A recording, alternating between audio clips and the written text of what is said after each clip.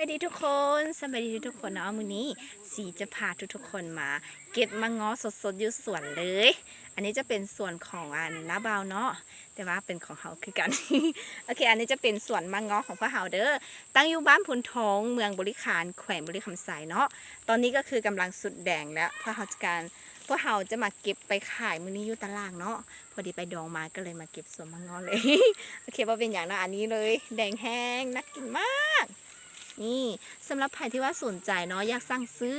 ทางออนไลน์ก็ได้เช่นเดียวกันนะเพราะเฮาซีซองไฮเดอร์แต่ว่าไม่แน่ใจว่าอนุสิทธิ์หรือว่าทุกอันลุนจะทำบ่แต่ว่าถ้าเป็นเคียวลบน่าจะทำอยู่เนาะทำของสดอยู่เนาะแล้วถ้าใครสนใจอยากกินสดๆก็สามารถทางหาซีได้เนาะเดี๋ยวซีจะเก็บเอามาขายให้ทุกคนนั่นเองหรือว่าสามารถมาซื้อยุส่วนได้เช่นเดียวกันเนาะทางหาซีเลยซีส่งโลเคชั่นให้เนาะแล้วก็ทุกคนมากินยุส่วนก็ได้เด้อมาเก็บกินสดๆเลยก็ได้เนาะอันนี้จะเป็นส่วนมะง้อของพวกเราครับตอนนี้พวกเราขายเป็นโลนึง30,000กินนั่นเองเนาะไม่ได้แพงเลย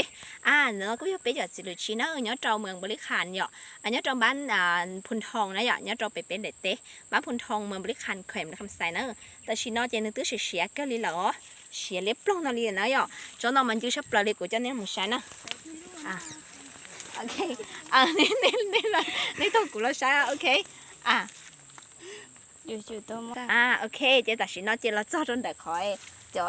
จริงแห่งนั้นนะเจ๊กูเราเดี๋ยวตอนนี้ใช้เทียชาใช้ปากกาเนี่ยตัวน้องเล็บปล้องเสื้อเลยจะการที่เตี้ยเนอะกูก็ปล่อยละมัว